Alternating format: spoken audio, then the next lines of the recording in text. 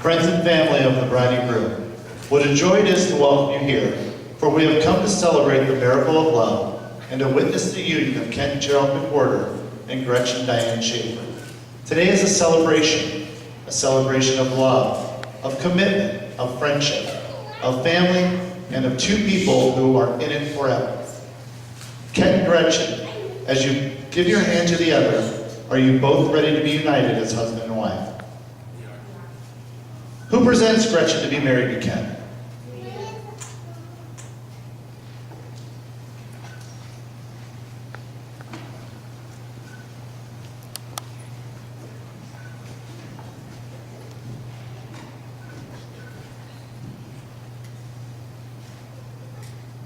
You don't have to have a ceremony to have a marriage. And when you think about it, the whole thing's kind of strange.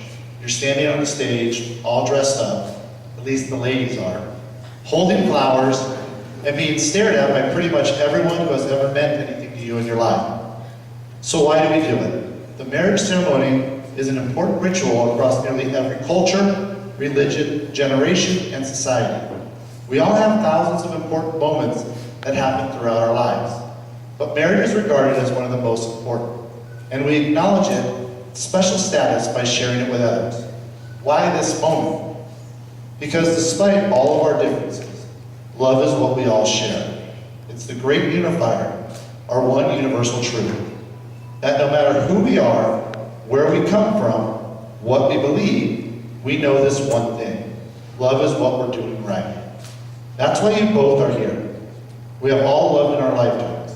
And in this moment, we're reminded that the ability to love is the very best part of our humanity. All of us are here today, and we have our own love stories. Some are short, others long. Some are yet unwritten, while others are just getting to the good part.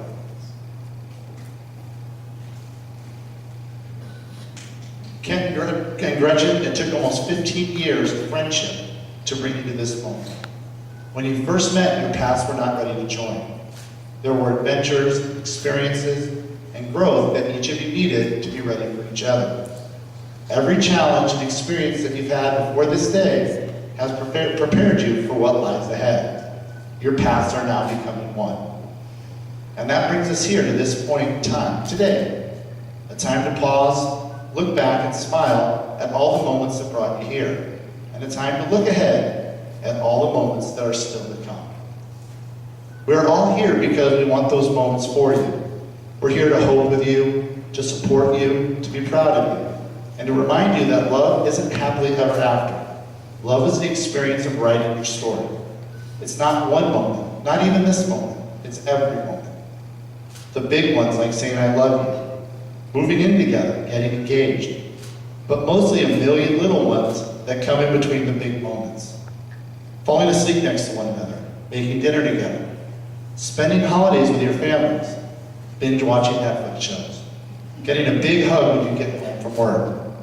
These everyday moments fuse together into one big experience. And even though this experience is so incredible, words fail us when we try to explain it. That's just the way it is with love. It is meant to be felt, not described. But trying to describe love is one of our favorite pastimes. We use the words, we have to write stories and poems and songs about love. And even though we describe love in different ways, love can look different from one person to the next. We all know when we see it, and we see it here. Since this is a rock and roll wedding, Mike is going to come up here and share some lyrics from a song about your upcoming journey.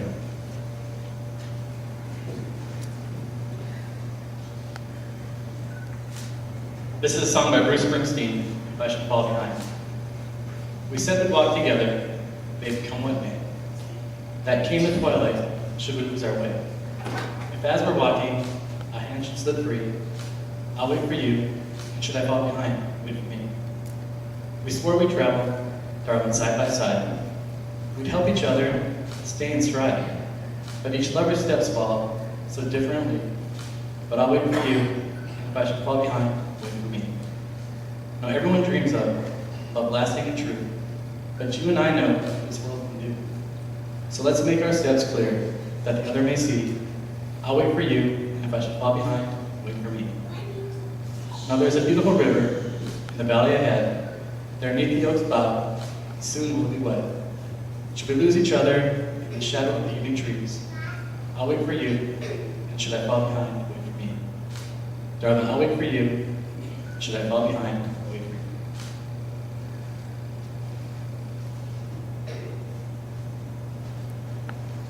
Thank you, Mike.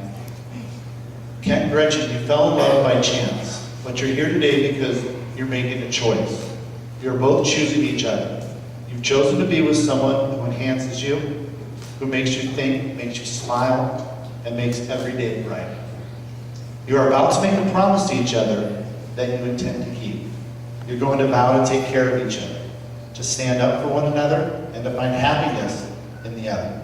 There's a simple premise to each of these promises. You're vowing to be there.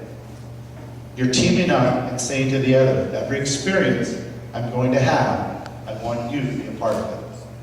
Well, you can keep Gretchen as your lifelong partner, to laugh with her, go on adventures with her, support her through life's tough moments, be proud of her, grow old with her, and find new reasons to love her every day. Without a doubt. Will you, Gretchen, keep Ken as your lifelong partner, to laugh with him, go on adventures with him, support him through life's tough moments, be proud of him, grow old with him, and find new reasons to love him every day? Without a doubt. Will you, Ken and Gretchen, be each other's partners from this day forward? Will you bring out the best in one another, share your happiest moments together, and love each other absolutely for the rest of this lifetime and for whatever may come next? You've both chosen to wear rings as a reminder of these promises. Love, like these rings, comes from humble beginnings, and through challenges along the way, and with a combination of faith and effort, imperfect means forge a relationship into something extraordinary. It's the process of making something beautiful and strong where there was once nothing but rough materials. As you look at these rings over the years, I hope you'll remember that. And just as I know you'll protect these rings, I'm confident you'll protect the commitments you've made to one another today. Sydney, can Kent please have Gretchen's ring? As soon as you get that off the pillow.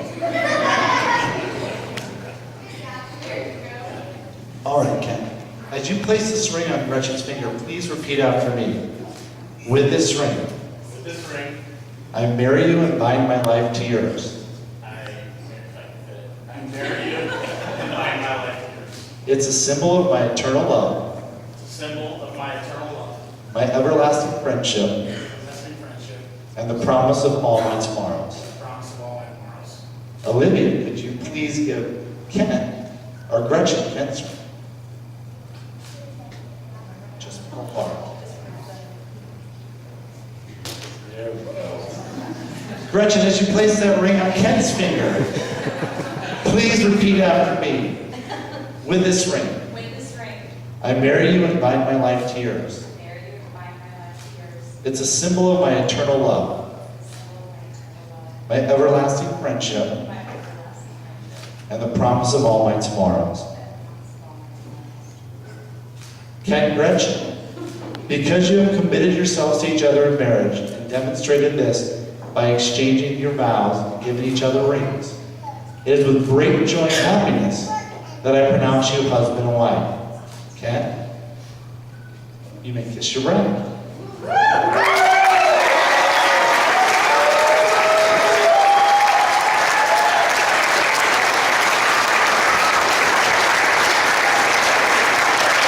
Ladies and gentlemen, it's my great privilege to introduce to you for the very first time, Mr. and Mrs. Ken and Gretchen Porter.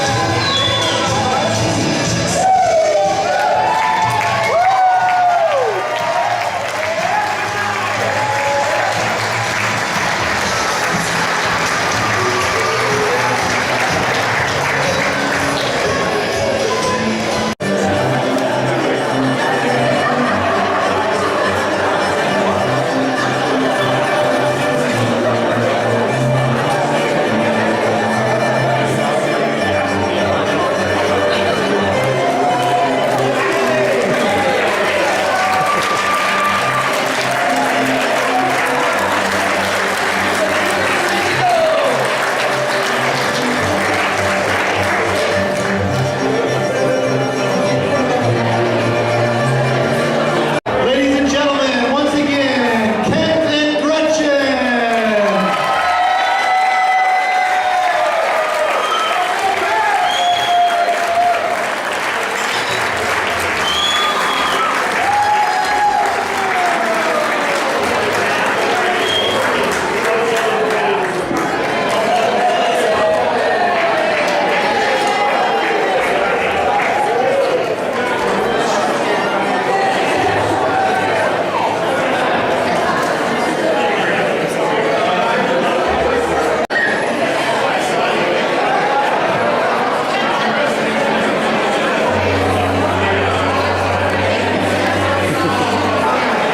You know, if they're having fun, you might as well just let it rip, right? Oh yeah, absolutely.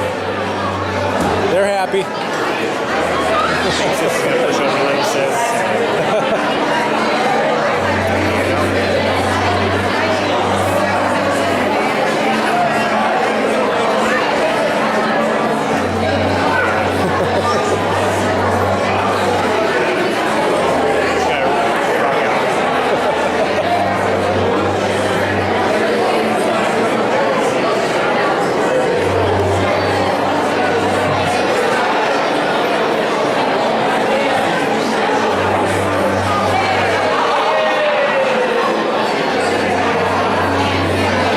All right, everybody. I hope you guys are doing great tonight. We're getting to the point where we're gonna start distributing out some champagne. So please see your way over here in the next about 10 minutes. Grab a glass.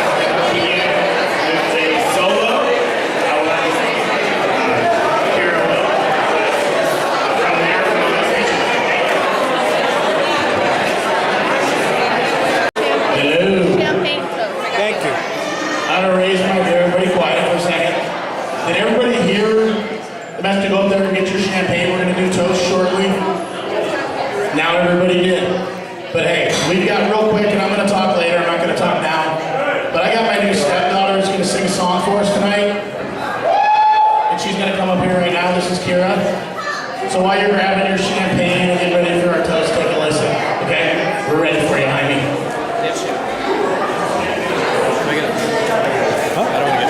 Oh, yeah. Thanks.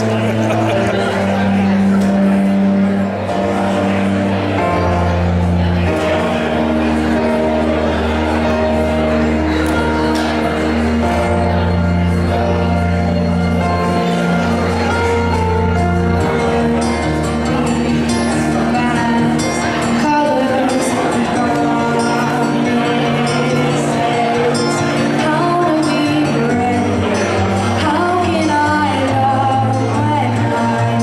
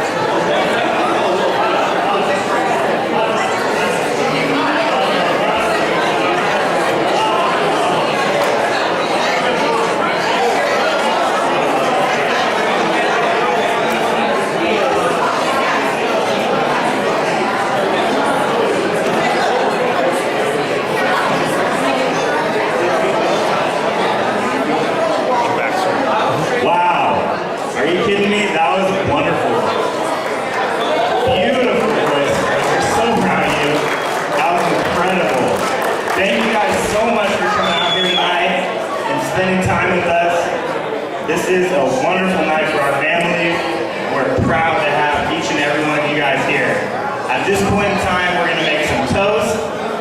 Wouldn't be a party without a little bit of roast as well. And we are gonna get a little loose after that. Thank you guys, here we go. Good evening. For those of you who don't know me, my name is Jenny Weidman. Kent is my oldest stepbrother. So I get the glory of starting first because I consider myself to be potentially responsible for this meeting. For those of you who also don't know, my husband is Gretchen's first cousin, meaning her mom and his mom are sisters. So a lot of times you'll see me tag either Kent or Gretchen and post on Facebook, and I say, jokingly, sister cousins for life. So this is kind of where it starts. Almost 17 years ago this coming Christmas, I met a very awesome person, and her name is Gretchen.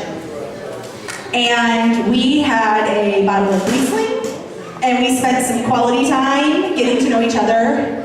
And then I married her cousin, and you could say the rest is history. Obviously, way before that, Kent was in my life.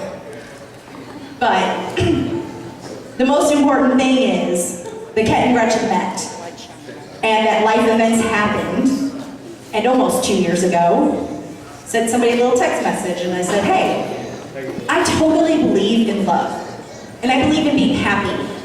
And I don't care, everybody deserves a chance to be happy. So I said, hey, just a heads up, you should text Gretchen. The rest is history. So even though Kent told me that I could talk for 5 minutes, and I may not use my full 5 minutes, as a little sister, that is a pivotal moment. 5 minutes of talking is a lot. I know, right? Listen. So, just a reminder, Kent. Love is patient and love is kind. So, it does not boast and is not proud. Here's my quote for you and Gretchen, whom I love more than anything. More than anything. The best love is the kind that awakens the soul and makes us reach for more, that plants the fire in our hearts and brings peace to our mind. For the rest of your lives, I wish nothing but peace, love, happiness, and Kent picking up Gretchen after girls' nights. To Kent and Gretchen.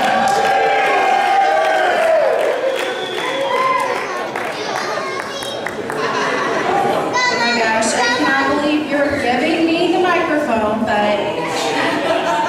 Alright, I'm surprised we're not dimming the lights. Yeah, dim the lights. Where is our person? Okay. Hi there, I am Beth. Oh, hi Beth. Like they're dimming a little bit. And I've known Gretchen for 28 years. Does that sound right? Well, actually 14, but 28 in Gretchen years. And I'm saying this because we're best friends, and she knows, and I know, and everyone knows that Gretchen cannot make a long story short. Right?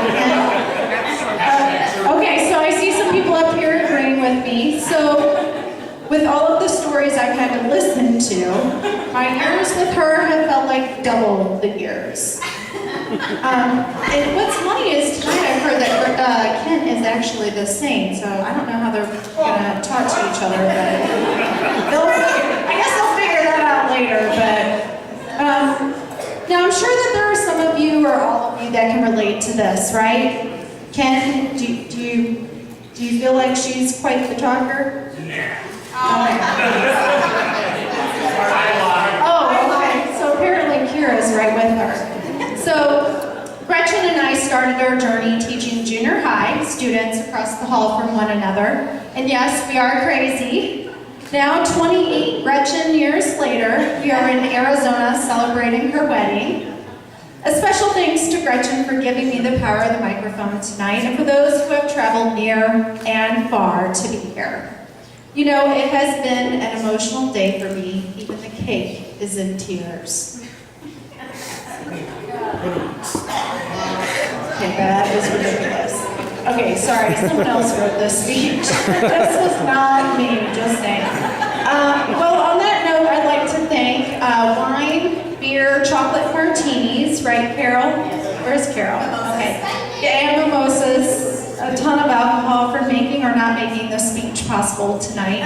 So really quick, raise your glasses, and we're gonna give a special toast to alcohol. Cheers to alcohol. Woo! All right, alcohol. Okay, we are not finished. Sorry to say. I've got half a sheet still, so I'm guessing. Oh, okay, so I have 7 minutes. So I'm guessing most of you here know Gretchen. She's the lady who loves her bling, and unfortunately for Kent, not the type from Walmart or Target. She also likes her Louis Vuitton, Prada, Gucci, Coach, Michael Kors, Kate Spade, and so on. So Kent, good luck with your credit card. And remember, Christmas is coming up very soon, so be thinking about that. Bling and all of that stuff, designer bags. So Gretchen and Kent, I was going to share some marital advice with you, but I couldn't come up with anything to say. So let's see if anyone else has advice. Let's start with Erin. Erin, where are you? Erin, do you have advice? Okay. Well, all right. Carol, what about you? Let's see if she has. Oh, shit. Sean. Okay, Sean's over here. Sean, advice? Okay, so, okay. Well, crap.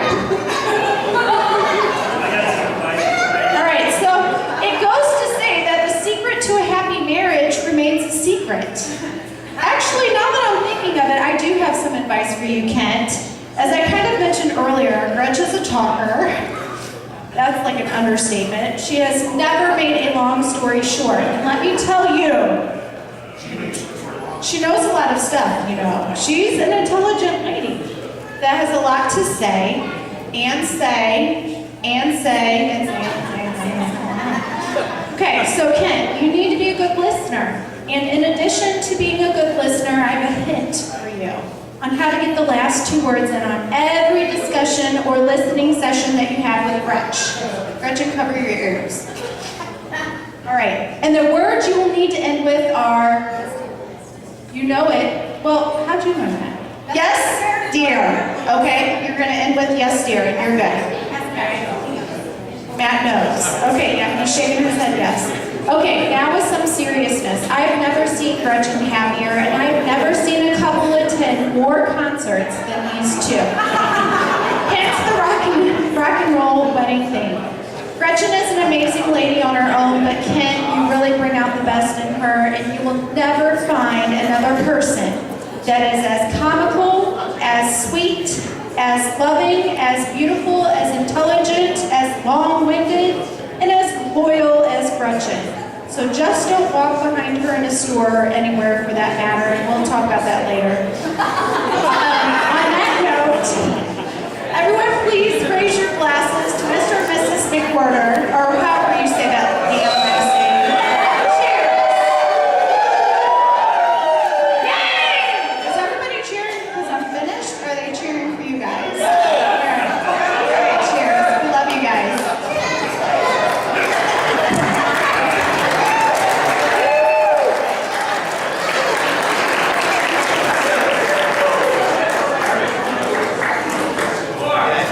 Hi, everybody. I'm the father of the groom. I've known Ken for, oh my God, 35 years. And I'm not gonna be as heartfelt as Beth and Jennifer were. I got a few items we're gonna talk about. The first one was, I knew Ken was under this magical spell when Sean and I hosted over at the Bronco, Saddle Bronco over here off Saguaro. We hosted lunch. And Ken orders a frickin' salad. Does anybody in this room, hey, California friends, Washington friends, has Ken McWhorter ever had a salad this late? So, if you saw a weird post on those of you that are on our Facebook, if you saw a weird post about Ken has a salad, Todd and Sean and I are looking at each other going, something's going on with Ken. So, awesome. That's awesome, Gretchen. Okay, now to some other fun stuff. First of all, when I first met Ken, he has me read this book with him. It's called One Brick Short of Load. And it's about, I didn't think anything about it. It was about the freaking Pittsburgh Steelers. And I'm like, this can't be too good. So how many friggin' Seahawk fans are in the crowd? Okay. So my point to Gretchen is, I know you're a big Charger fan. Be careful now wearing that Seahawks jersey around the family. We welcome you to the family, but the bulk of the family are a bunch of Seahawk fans. Okay, Ken, I am so freaking proud of you. When you were in the Air Force, you did some great things. When he came back from Kuwait and all these cool things that he did, it gives me his medals. But there is one honor that the Air Force that he didn't give me. You know, I would have put it in my garage and hung it up in a place of honor. But one of the things about Kent was, somewhere in his file, Gretchen, you'll find a toilet seat. Do you see that toilet seat? So the way we understand from his squadron is, Kent's laughing. So when he retired from the Air Force, he was there, what, 5.5, 6 years? So he leaves Tucson, and they give him a freaking toilet seat, because every day he was a mission briefer. It was a cool job. Briefing guys, dropping bombs on the freaking Iraqis and all this cool stuff. And he'd go in, he'd take all this cool stuff into the head with him, and he'd be in there for what, an hour and a pop? So somewhere in his house, there's a toilet seat in honor of Ken McWare. So Ken, very cool. Last little story. Very cool. Ken, we're really proud of you. This is great, you guys. Okay, last thing, and I'll sit down. The last thing we have to talk about is another thing. When I first met Ken, he had some pictures taken. And it was outside our house. We were living in St. Louis. We moved to California in '85. So he was like 6th grade. And so he has these pictures taken, and Carol and I go to pick him up. I think Jenny was with us. And somebody yelled, "Hey, Kent, what's on those pictures?" And somebody said, "Hey, wait and see." And so we get these pictures back, and here's a picture of Kent with his shirt on, shooting the moon. And so what's the point? So Kent looked at his mom, Carol, and I, and said, "Honest to God, Mom and Dad, it isn't me." So my only point is, anytime you hear Gretchen, I haven't heard him say this in a long time, honest to God, or this is no bullshit, stand by. What might be coming, you might be questionable. So my toast to Ken and Gretchen is long life and happiness. We love both you guys, and enjoy.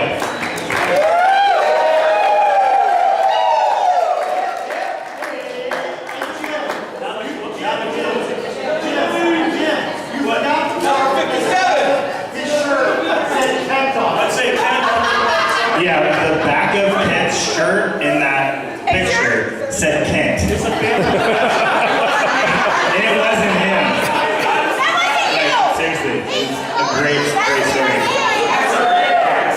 So, at the end of the day, I just thank you guys so much for being here. As I've already said, I am going to be the final speaker here today, and I'm Kent's little brother. I'm 12 years younger than him. And looking back on our journey as brothers, I'm going to try not to look you in the eye, because just like you, I'm a softie and I'll probably cry at some point. But I was looking back on this journey that we've had. I'm 33 now, and I'm looking back on it going, man, Kent's an awesome brother. Like, everybody in here that knows Kent really well knows he's one of the warmest people you can find. If you're ever down, he'll bring you up. And you'll just have a friend for life in him at the end of the day. And so I'm putting the speech together, and we've got a lot of stuff going on this week, obviously. And I started thinking about all the cool stuff we've done together, and how fortunate I am to have, such a great brother and husband that you're gonna have, and your kids are gonna be able to lean on. It's just wonderful. I'm gonna outline a few things that we've done, but in compiling my notes, I'm like, all right, 12-year age guy. Kent and Daryl last night spoke about how they like to play hockey together. Yeah, I was their goalie, and I was like 6 years old. And not to jump too far ahead of the story, but not too long after being their goalie, I learned how to wear a man's cup as a 6-year-old. So that was pretty cool. That was really fun. That helped me get tougher in life, I guess you could say. Just super funny stories, just like that. I would try to be Hulk Hogan. That was one of my things back in the day, late 80s, and I would put on shows for Kent and his friends. You probably remember, I would get sticks and break them over my legs, and Kent was always cheering me on. And 12-year difference. He could have been really mean to me, but you know, other than hitting hockey balls, I think, but I enjoyed that. You know, we had a really, or hockey pucks, we had a really good time. We build forts, climb trees, do all the stuff that you would hope, you know, your siblings would do with you. He instilled a lot of things in my life that, you know, are my biggest hobbies now, like concerts was something that was brought up, and that's something I like to do. You know, a few things like that a year with, you know, my wife and friends and Kent, etc. I have a kind of funny concert story. So Kent and I like love Zach Brown Band. Like, you don't love them, you should probably leave right now. But they're awesome, right? So Kent and I, it's like his birthday. I think it's like your 40th birthday. Yeah, right before 40th. So Kent comes to Seattle. If you haven't been to the Gorge, this place is classic. It's like beautiful, just the perfect venue to go to a concert. People camp there, you rock out. Zach Brown Band, Kent and I are charging, right? We're having some beers, Rainier, of course. And we were in the pit, we were front row, we might have had a few beverages, great time.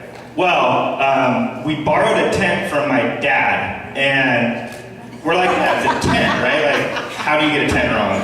So we pitched this tent, and we're like surrounded by trailers, and like we're not small boys, let's not lie about things. We have like a one-man tent,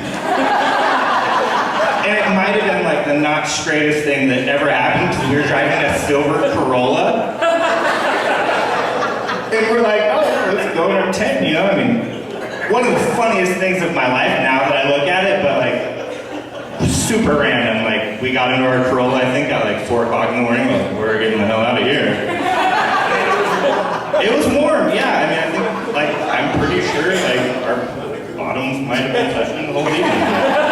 It is what it is, you know. But as I look back on my life and as I'm compiling all these like notes and cool things that we've done and you know kind of stupid stuff too, like just smiles and nonstop laughs and just warm feelings. I think about like every time that Kent's been there for me, it's a lot of great times that we've had together, but every time I look back in my life, like, he's always there. So that's pretty cool, like, you know, it's just every cool memory I have, like he'd go out of his way to come wherever he was living and come up and spend time, check out my rugby games in college, check out my high school games, and so that's like the kind of man you're getting, somebody that you can count on and depend upon and, you know, also provide for your kids and be a warm person that'll laugh and fun and just have a great time together. So, you know, with that said, I mean, just plan ahead, like get a good sized tent. Like I think you guys have already done that. You know, and you think you'll be fine. Yes, they have a good tent.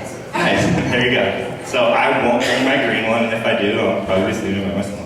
But other than that, I mean, I just want to say, like, you're getting a great best friend in Kent. He's, you know, been my best friend for, you know, 33 years now, and you know, I think back, and the last memory I'll share is like one of my first real heartbreaks was when we brought Kent to the airport for joining the Air Force. And I was like a little dude, you know, I was like 20, or he was 20 years old, I was like, I was 12 or whatever, I'm not so good at math.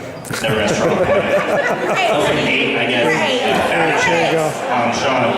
But I was like 8, and I cried the whole way home, you know, and I was so bummed, like, you know, 8 years old, just devastated the whole way home, and so I just think about that and just lots of good memories that, you know, we've learned, we've grown so much together, and so just kind of tying, you know, really everything together. I'm just so happy for you guys, and, you know, those are some of the traits that you get, and as you know, really go along your journey, those are the kind of memories and times that'll be instilled. The only other thing I really wanted to share was just like, you know, we do have Irish in our family, so just the Irish toast, or wedding wish is what it's called, but it says, a marriage is a promise that two hearts gladly make, a promise to be tender, to help, to give and take. A marriage is a promise to be kind and understanding, to be thoughtful and considerate, fair and undemanding. A marriage is a promise to share one life together, a love-filled promise meant to be kept loving forever. Cheers, you guys. Love you guys.